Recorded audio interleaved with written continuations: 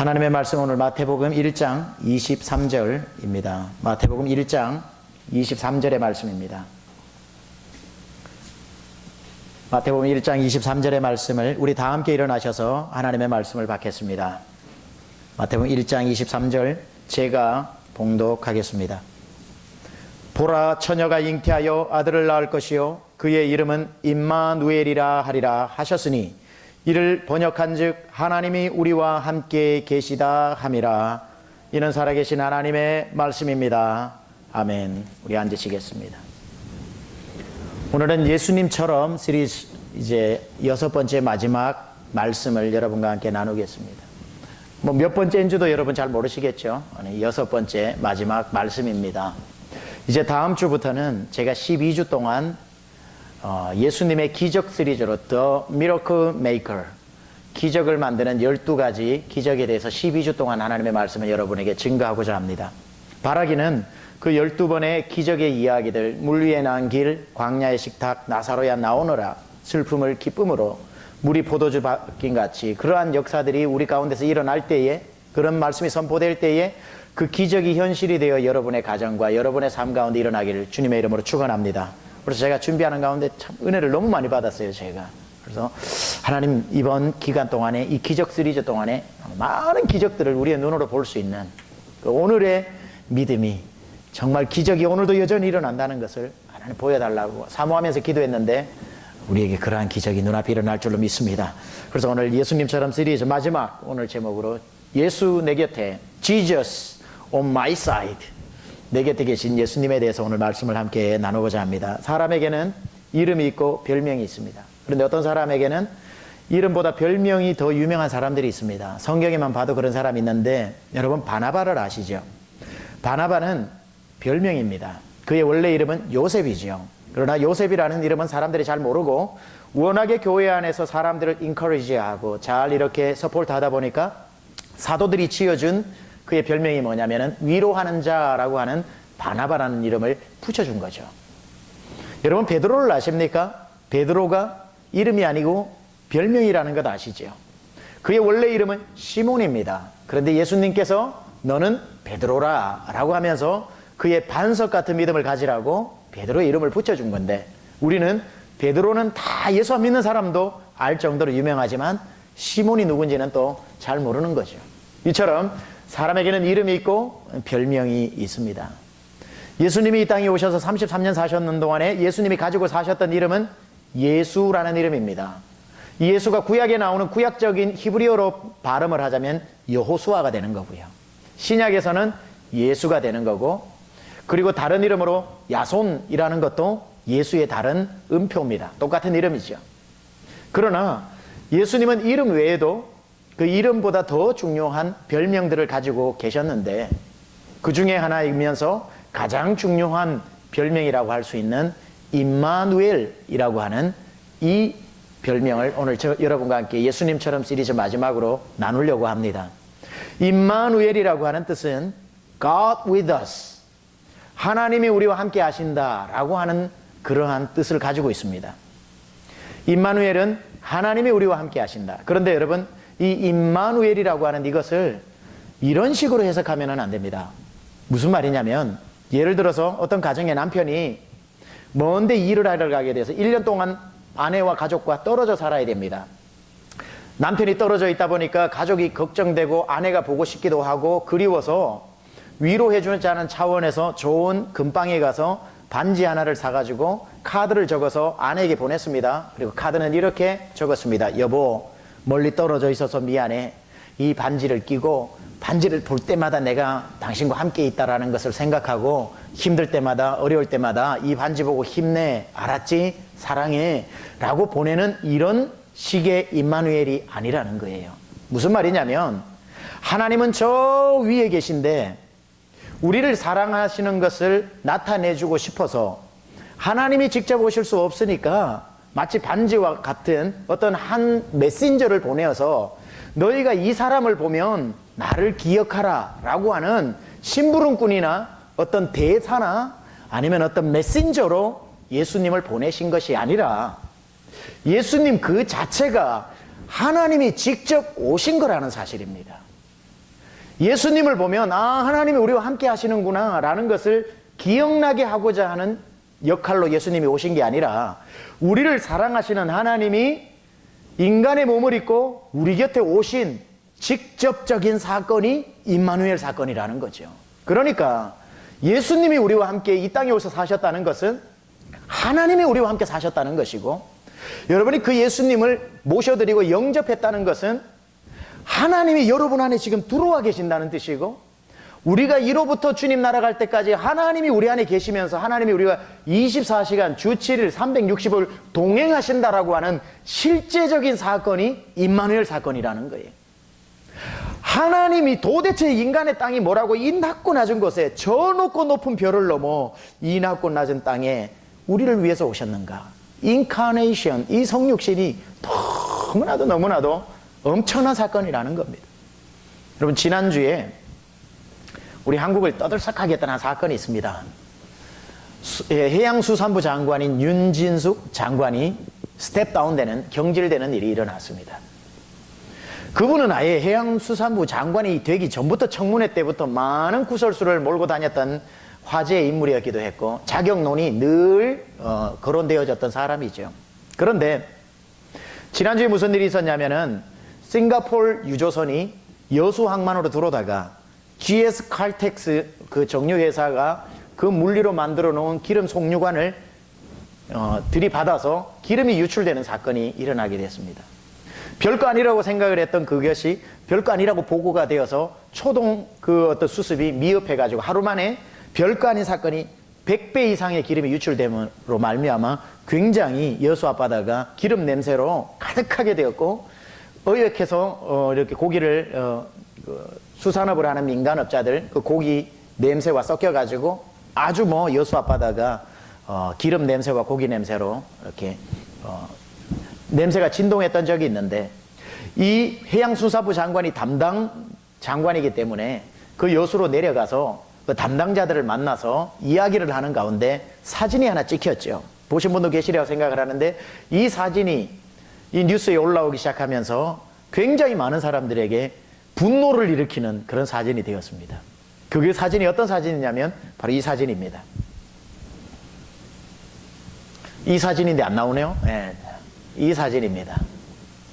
언뜻 보기에는 너무 안타까워서 울고 있는 것 같은 그러한 표정일 수가 있는데, 이 표정은 냄새가 너무 고약해가지고 냄새를 못 맡겠다고 코를 막고 있는 것으로 보여졌고, 아마 그게 사실이라고 모두들 그곳에 있었던 사람들이 얘기를 하는데, 이걸 보고서 어떻게 장관이 그 백성들이 그 어려워하고 있는데 와가지고 냄새난다고 코를 저렇게 인상 쓰면서 막고 있냐라고 하니, 윤진숙 장관이 이렇게 익스큐즈를 하기를 아니다, 감기가 걸려서 재채기가 나가지고 코를 막고 있었던 거다라고 아무리 변명을 해봤지만 통하지가 않았던 겁니다.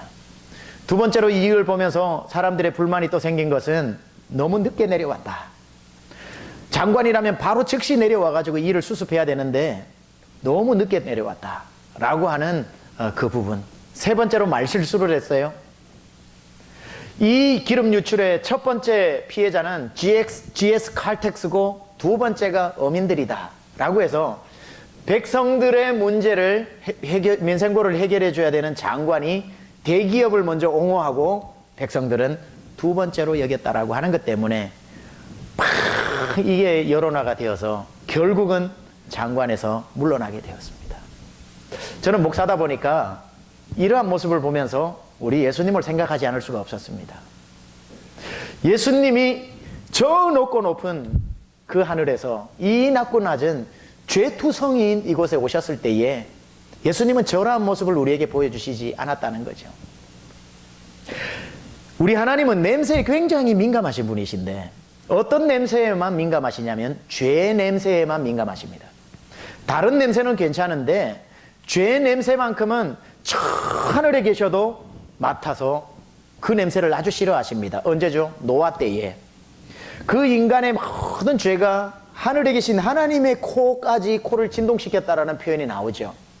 그런데 그 가만히 있어 하늘까지 올라가는 죄 때문에도 하나님이 견딜 수 없는 냄새인데 죄 냄새를 그렇게 싫어하시는데 그 하나님이 인간의 몸을 입고 죄의 근원지인 이 땅에 오셨을 때에 코를 막아도 100번 막아도 이해가 될 수 있는 그런 우리 주님은 죄 중에서도 가장 그 당시 죄인이라고 이야기했던 나병 환자, 사회에 소속되지 못한 사람, 죄인이라고 취급받아서 보통 사람들끼리도 냄새난다고 가라고 했던 그런 사람들 속에서 살아주셨던 임마누엘에서 God with us, 하나님이 우리와 함께 그 죄의 한가운데서 살으셨던 이 예수님의 임마누엘 성육신 사건을 생각하니 너무나도 감사하더라는 겁니다.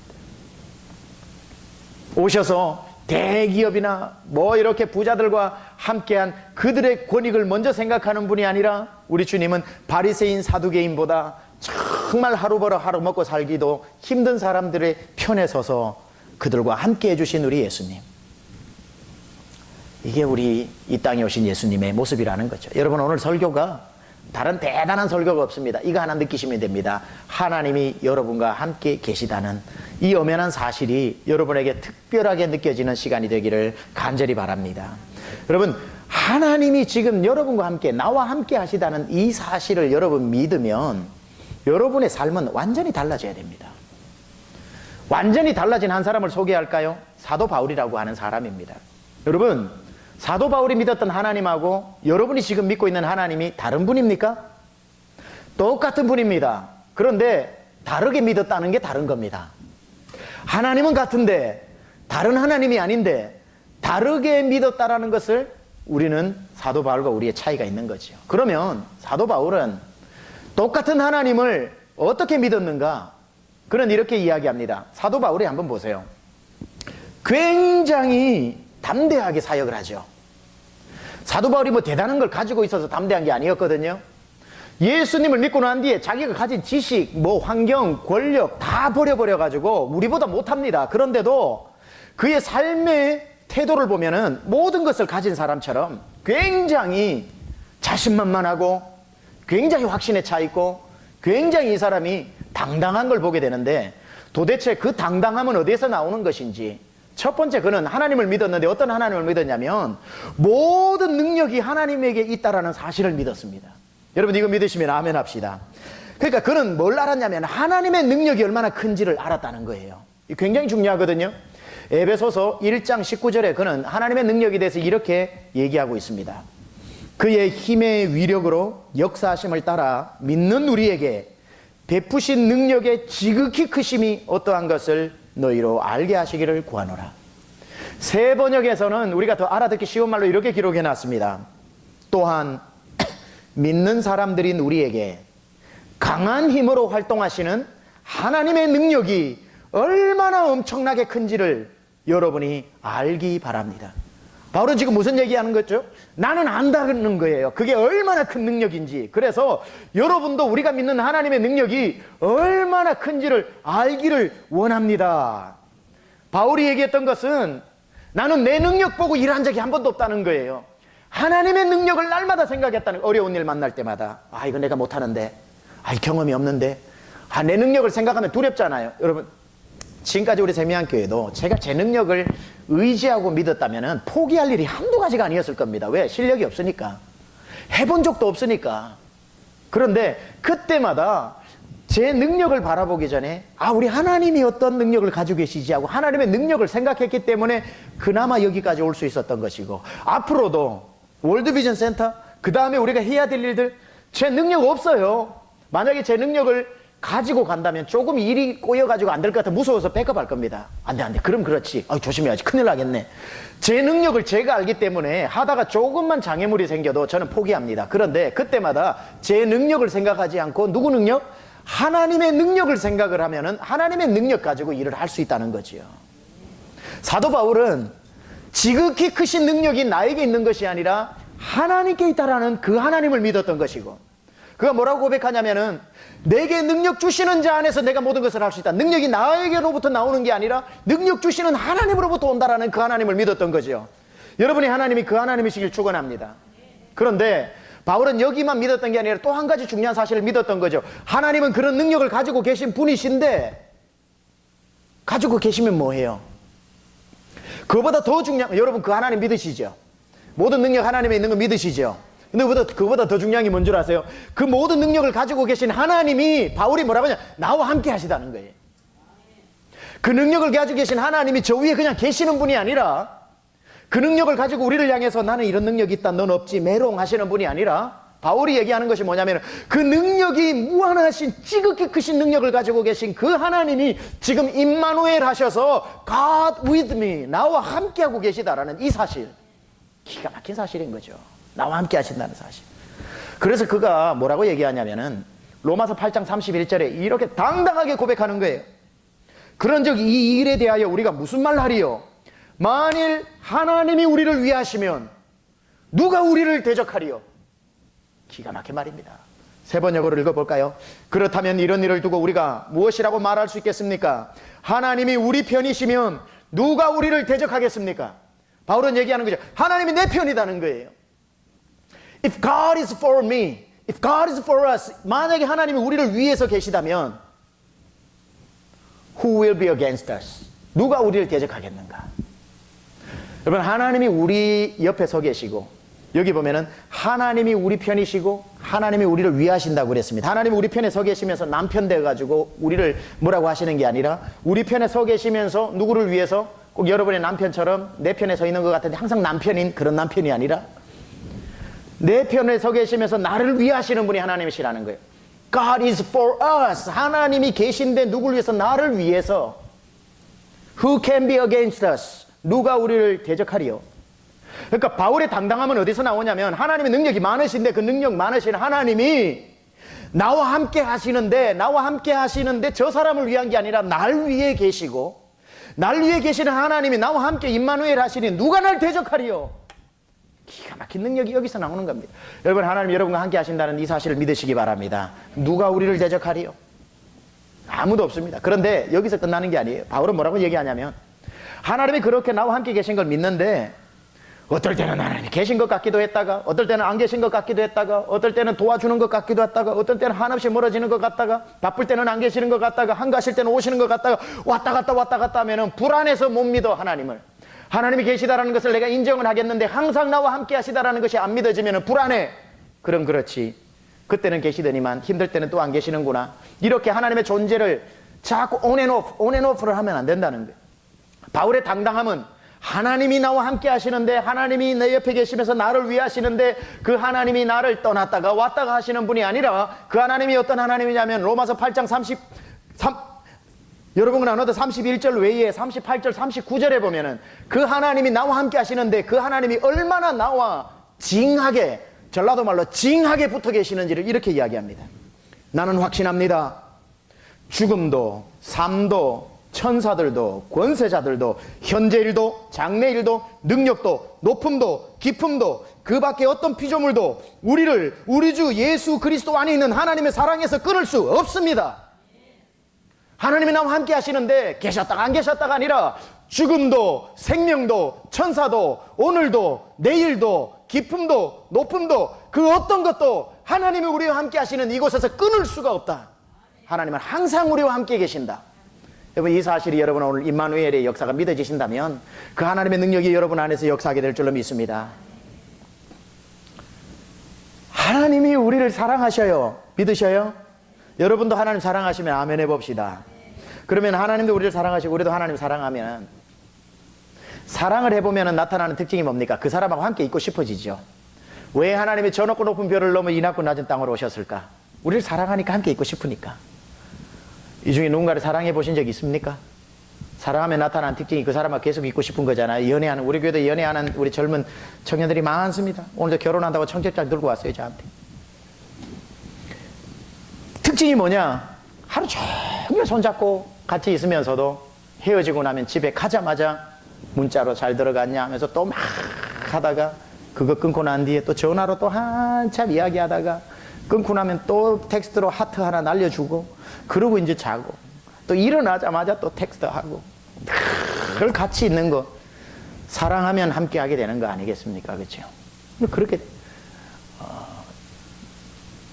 저도 이제 대학 다닐 때 저희 아내랑 이렇게 연애를 하게 되었는데, 저희 아내는 집이 춘천이고 저는 울산이다 보니까 그 신학교에서 같이 만났으니까 학기 중에는 항상 같이 있었어요. CC라고 캠퍼스 커플이었으니까. 근데 방학 때가 되면 이제 춘천으로 전도사니까 가고 저는 울산으로 전도사니까 가서 거기서 이제 방학 되면 아무 파트타임이라도 풀타임으로 사역을 하게 되는 거죠. 저는 그 아동부 전도사를 하고 있었기 때문에 여름 성경학교를 그때 준비하고 있었고 매일 저녁 교사 훈련, 교사 강습회를 하고 있어서 여름 성경학교를 얼마 남겨놓지 않은 때였습니다. 근데 저희 아내가 그때 이빨 큰 수술을, 잇몸 다 드러내고 하는 수술을 이제 해서 병원에 입원해 있었던데 꼭 가고 싶은 거예요. 왜? 사랑하니까 가고 싶은 거예요. 근데 갈 수가 없어. 당장 뭐 매일 그 사역을 해야 되니까. 그날 교사 강습회가 저녁 7시에 시작을 해서 밤 10시에 마쳤는데 갔다 와야 될 것 같아요. 근데 내일 저녁 7시면 또 시작하니까 갔다 올 수, 운전해서 안 쉬고 가야 8시간이었거든요.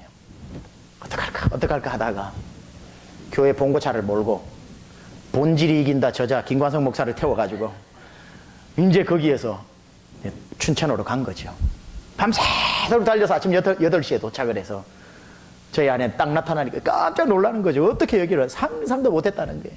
그래서 손 붙잡고 이제 기도를 해주고 병원 밥 한 그릇 먹고 그리고 난 뒤에 이제 30분 정도 얼굴 보고 바로 차 타고 또 운전해가지고 울산에 도착하니까 6시더라고요. 그럼 7시 돼가지고 딱 나타나가지고 이제 바로 교사 강습회를 했고 그 교회 봉고차를 타고 그 멀리 갔다 온 걸 우리 담임 목사님은 지금도 모르고 있어요. 지금도 모르고 있어요. 알았으면 혼났을 것 같은데. 그래서 그때 8시간 갔다 온 것 가지고 20년이 지나도 지금도 울고 먹고 있는 거예요. 제가 내가 당신을 그렇게 알아줬으면 좋겠다고 그거 한 건 참. 그런데 8시간 간 거 가지고 막 울산에서 춘천 거리가 뭐 별거라고, 그죠? 우리 주님을 한번 생각해 봅시다. 저 높고 높은 그곳에서 이 낮고 낮은 데까지 빛으로 말하면 그 은하계의 그 거리를 말하면 그 하나님이 계신 보좌에서 정말 티끌보다도 작은 이 지구까지 빛의 속도로 와도 억만 년 걸린다고 그러잖아요. 그걸 억만광년이라 그러죠.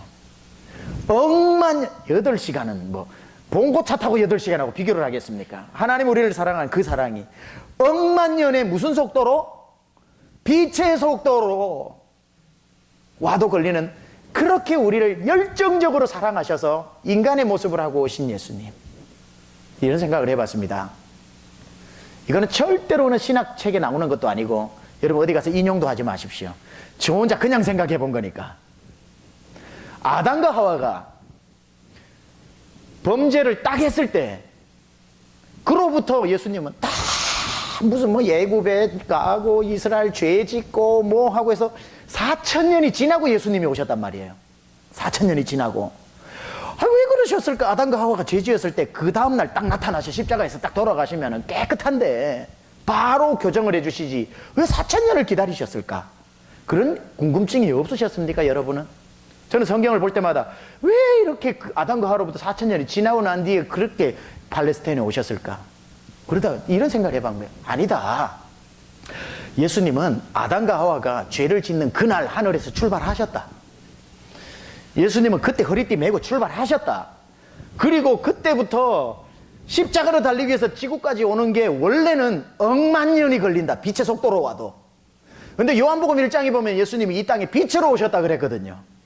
빛의 속도로 오셨으면 아직 예수님 오시면 안 돼요. 억만 년 더 기다려야 돼.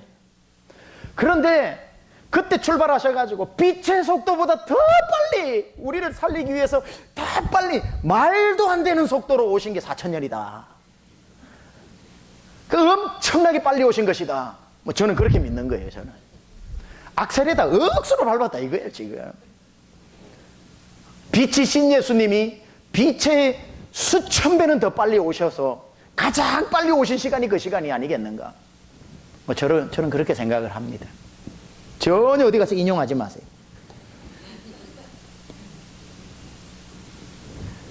그 크신 하나님의 사랑 말로 다 형용 못하네. 저 높고 높은 별을 넘어 이 낮고 낮은 땅 위에 죄범한 영혼 구하려 그 아들 보내사 화목제물 삼으시고 죄 용서하셨네. 왜요? 왜 보내셨어? 이 죄 많고 죄 냄새 나는 곳에. 하나님 크신 사랑은 증량 다 못하네. 영원히 변치 않는 사랑, 그 사랑, 변치 않는 사랑. 성도여 찬양하세. 할렐루야. 야, 그런데 이 성육신 임마누엘 이 땅에 오신 이 사건이 말도 안 되는 이유가 또 다른 데 있습니다. 한번 들어보세요. 이게 말이 되는지 말이 안 되는지. 왜 그 먼 곳에서 이 죄 냄새, 접근만 해도 죄하고는 상관없는 예수님, 죄하고 상관없는 하나님이 이 죄의 구덩이로 오시는 그 이유. 중요한 건요, 우리가 생각을 놓치고 있는 거인데, 하나님은 우리 없이 살 수 있습니다. 다른 말로 해볼까요? He doesn't need us. 하나님은 우리가 필요 없어요. 없이 성부 하나님, 성자 하나님, 성령 하나님의 완벽한 트리니티로 얼마든지 헤븐리 카운슬, 저 하늘에서 멋지게 행복하게 사실 수 있어요. 우리가 필요하다면 오셔야 되겠죠. 와가지고 플리즈 좀 도와주라. 너 없이 안 돼. 너 없이 안 돼 하면 필요해서라도 오겠죠. 그런데 생각해 보세요. 하나님이 도대체 뭐가 필요하십니까? 만약에 필요한 게 있다면 그분은 하나님이 아니죠. 하나님은 이 땅에 오실 필요가 없는 분이 전혀 오히려 우리 때문에 불편하실 수가 있어요. 그런데도 마치 하나님은 우리 없으면 안 될 것처럼 오셔서 우리를 사랑해 주셨는데, 바꾸어 볼까요? 우리는 하나님 없이는 살 수 없어요. 하나님 없이 살면 지옥 가요. 힘이 없어요. 하나님의 능력을 덧입어야 돼요. 우리가 살아가는 날 동안 우리는 하나님 없이 살 수 없는 존재입니다. 그런데 우리는 뭐라고 그래요? 제발 좀 내버려 두라고 그래요. 우리가 필요 없는 하나님은 우리 없이는 안 될 것처럼 사랑해 주시는, 말도 안 되는 사랑. 하나님 없이는 살 수 없는 우리는 제발 하나님 없이 살고 싶다고 이야기하는 이 말도 안 되는 엇갈린 사랑. 우리가 하나님 앞에 뭐라고 자주 얘기합니까? Please leave me alone. 나 좀 혼자 좀 내버려 두세요. Please leave me alone. 제발 좀 내버려 두세요. 아, 예수 믿는데 뭐가 이렇게 구속이 많은지 제발 내버려 두세요. 무슨 예수님이 나와 함께 하시는, 엄매 부담스러워. 24시간 같이 계신데 엄매 부담스러워. 24시간 도청장치 감시 카메라 해놓은 것처럼 예수님이 나와 함께 하신다는 사실을 내가 구속당하는 것처럼 생각을 하고, 감시당하는 것처럼 생각을 하고, 예수님이 내 주머니나 탐내는 사람으로 생각을 하고, 아, 군대 간 못된 남자친구가 너 일주일마다 면회 와 해서 할 수 없이 주말마다 면회 가야 되는 고약한 남자친구를 둔 애인 마냥 주일마다 할 수 없이 끌려 나와 앉아 있는 것처럼.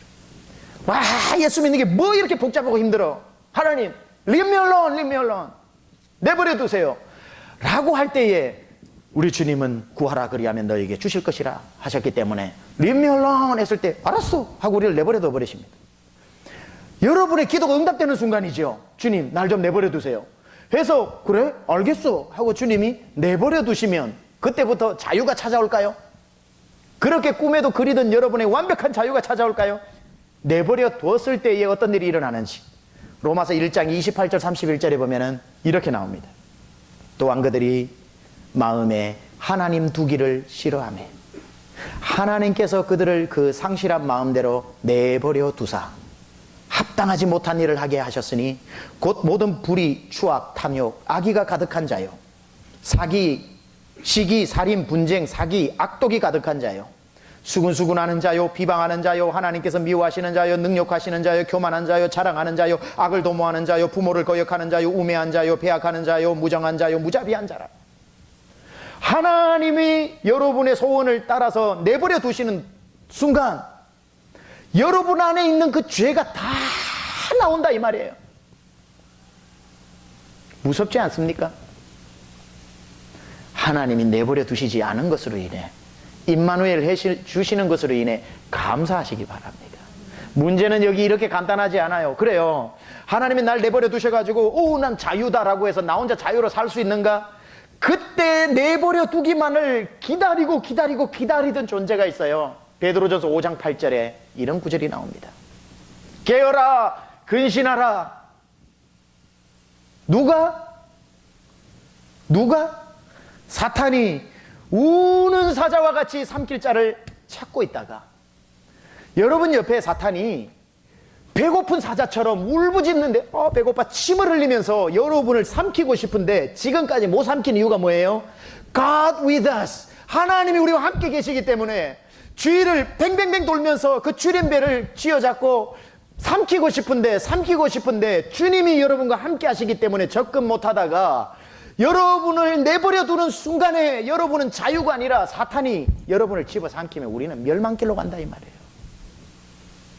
하나님이 여러분과 함께 계시기 때문에 하나님이 여러분을 지키고 계신다는 사실을 기억해야 됩니다.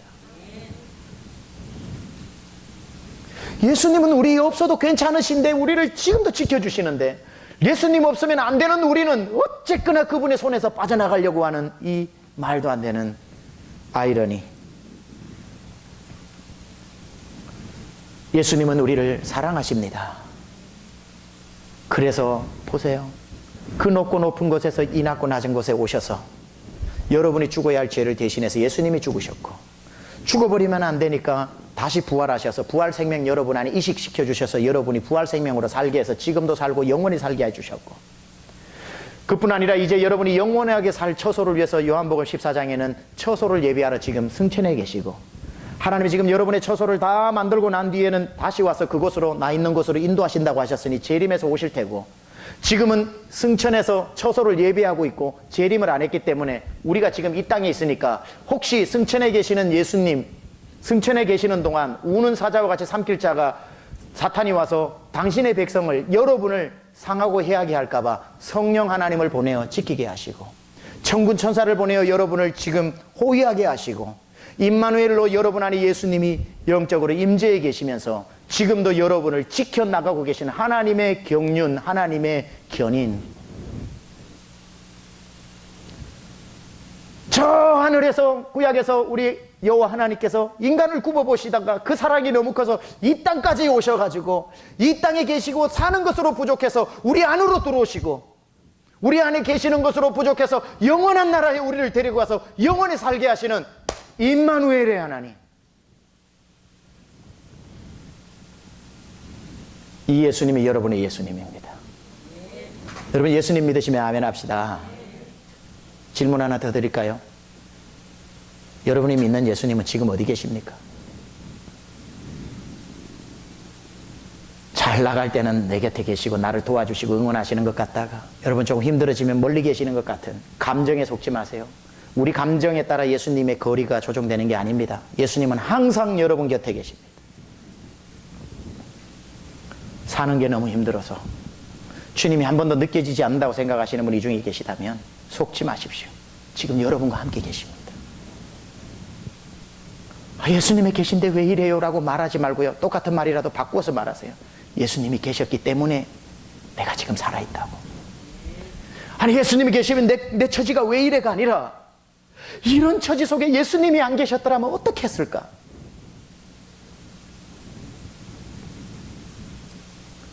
예수님이 느껴지지 않는다는 사람이 있습니다. 예수님이 느껴지지 않아요, 목사님. 그런 분에게 제가 질문을 합니다. 예수님을 느껴보려고 노력했습니까? 우리는 이렇게 생각합니다. 주님, I'm here. 제가 여기 있습니다. 느끼게 해주세요. Do something for me right now.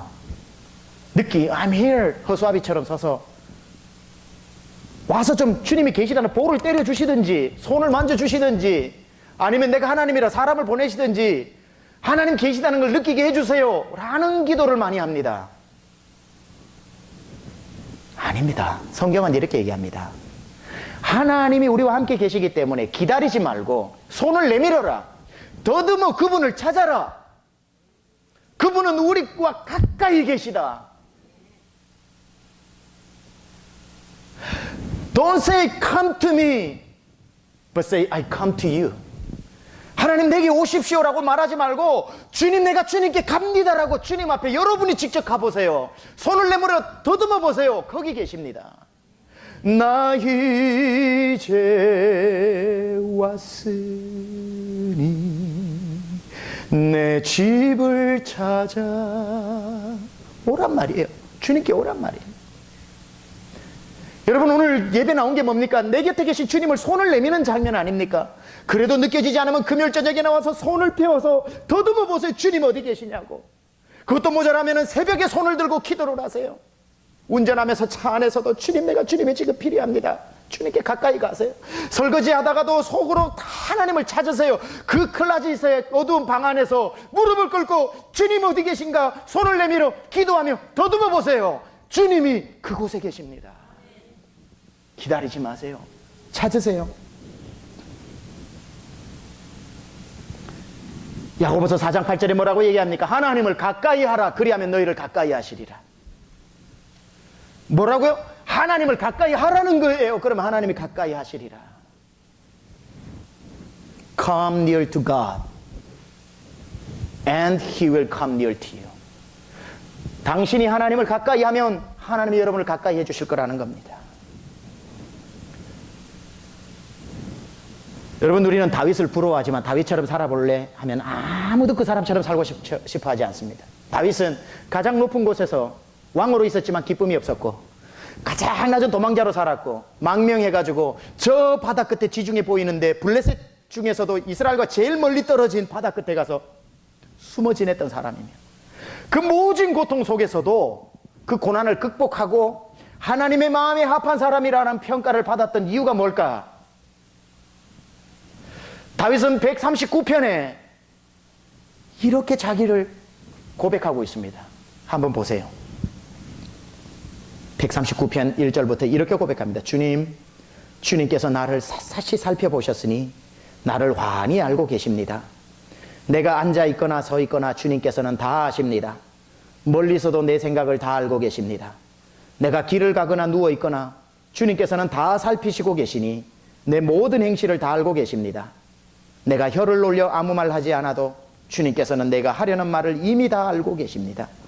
주님께서 나의 앞뒤를 두루 감싸주시고 내게 주님의 손을 얹어 주셨습니다. 이 깨달음이 내게는 너무 놀랍고 너무 높아서 내가 감히 측량할 수조차 없습니다. 내가 주님의 영을 피해서 어디로 가며 주님의 얼굴을 피해서 어디로 도망치겠습니까? 내가 하늘로 올라가더라도 주님께서는 거기에 계시고 스월에다 자리를 펴더라도 주님은 거기에도 계십니다.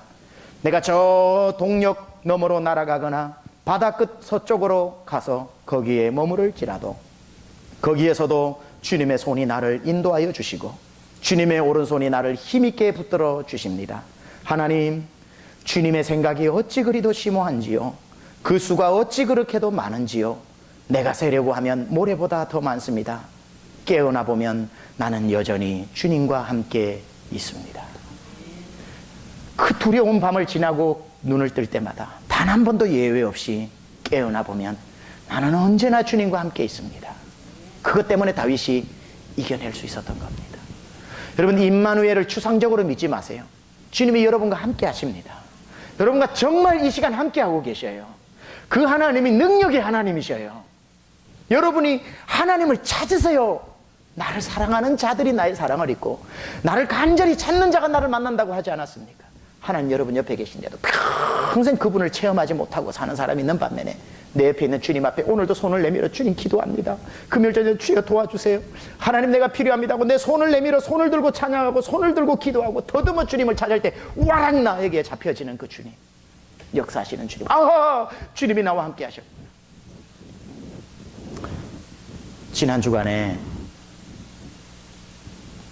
제가 참 저의 짧은 인생이지만 저의 삶을 한번 돌아보는 시간이 있었습니다. 하나님이 참 저에게 언제나 함께 해주셨다라는 것을 느끼면서 마음에 참 감동이 있었습니다. 문득 작년에 제가 연구를 갔다가 어릴 적 제가 살았던 하일레 저희 집을 방문하게 되었습니다. 거기서 이제 찍어왔던 사진을 지난주 우연히 보게 되었는데 그러면서 추억에 잠기게 된 거죠. 제가 살던 고향에 우리 집은 이렇게 생겼습니다. 지금 엄청나게 세련됐죠, 집이. 그 30년도 더 됐을 때는 저게 초가집이었거든요. 지금은 아주 고급 스레트 집으로 바뀌었잖아요. 샤시도 들어와 있더라고요, 샤시문도. 우리 샤시문이 없었거든요. 저 마루가 있었고, 그냥 이렇게 창호지 그게 있었고, 왼쪽에도 샤시문이 있어요. 저기 부엌이더라고요. 그거 없었어요. 오른쪽은 정말 이 신도시가 들어왔어요, 오른쪽은. 콘크리트잖아, 그죠? 저기 흙벽돌이거든요, 원래. 저기가 다 초가집이고 외양간이었습니다. 외양간. 잠은 저기서만 자고 여기는 외양간이었습니다. 지금 30년 지나니까 집이 저렇게 멋있어졌어요. 저 뒤에가 대나무 밭인데 뒤에가 바로 산이에요. 산. 그 산입니다. 산. 학교 갔다 와서 공부하면 야단 맞고 소 먹여야 되고 나무 해야 되고 소풀 배워야 되고 꿈이라고는 우리 아버지처럼 남의 집 논 한 평 땅도 없었으니까 우리 동네가 18가구 중에 제일 못 살았거든요. 제일 못 사는 집입니다. 땅 한 평 없어서 남의 집 소장농 하면서 절반 나누어서 그 수고하고 절반 다 줘야 돼서 먹을 게 별로 그렇다고 굶지는 않았지만 나는 우리 아버지처럼 저렇게 소장농 안 하고 내 땅 가지고 자 농사 지어야 되겠다.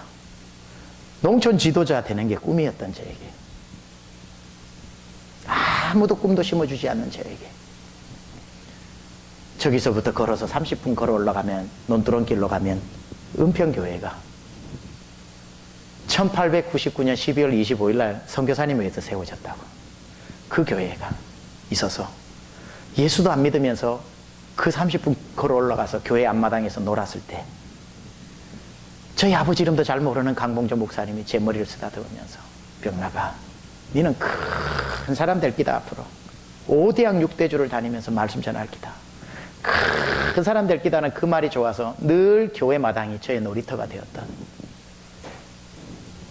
그때 저는 지금 생각해 보니 하나님이 은평교회의 모습을 하고 저에게 임마누엘 해주신 겁니다. 그 교회는 제 곁에 온 예수님이었었어요. 교회를 통해 주님이 저에게 힘내라. 너 큰 사람 될 거야. 힘내라. 중학교를 졸업하고 고등학교를 울산고등학교로 나가서 자취생활을 시작했습니다. 제가 이래봬도 조기 유학생입니다. 고등학교 때부터 자취생활을 시작하면서 울산고등학교를 들어갔는데 울산고등학교는 부잣집 애들이 많이 옵니다. 똑똑하고 부잣집 애들이 많이 와서 저보고 얘기합니다. 니는 어디서 왔노? 오늘 두동에서 왔는데. 두동? 그런 데도 있나? 와, 이 새끼 촌놈이네. 그때부터 3년 내내 제 별명은 촌놈이었습니다. 촌놈! 촌놈! 머리 빵꾸 나가 빵꾸라는 이름과 촌놈이라는 별명을 가지고 얼마나 부끄러웠는지 몰라요.